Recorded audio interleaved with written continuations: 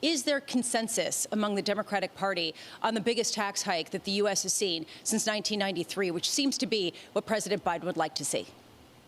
Well, it seems at this point that President Biden and some more moderate Democrats aren't going to go for some proposals we've seen from the far left, such as Senator Elizabeth Warren's tax hike on the wealthy.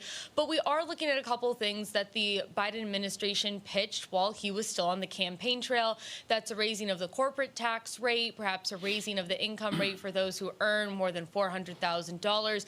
But look, negotiations are still pretty early at this point, and I think there's going to be a lot that's still in the air for exactly what this tax package could look like. Emily, can you talk us about emphasis, where the emphasis is? Is it on wealth? Is it on income? Where is it?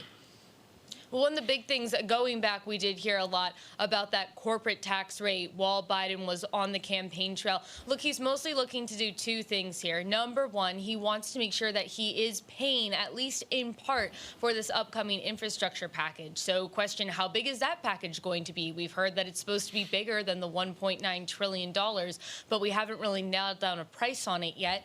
The other thing that Democrats are aiming to do is to address what they see as some inequality within the tax bracket. So we're going to be seeing mostly taxes on wealthier Americans, larger corporations. Where do they see that, Emily? Because actually the US tax system is already highly progressive compared to much of the developed world. Where do they see those inequalities?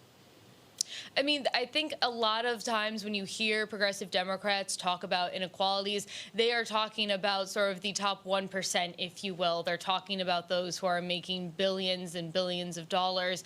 That's who you've heard a lot of this rhetoric come for. I mean, I think you can definitely, there's definitely room to argue how progressive or not progressive America's tax system is, but you can't deny that there are definitely those on the far left who think that it could be more equal than it currently is.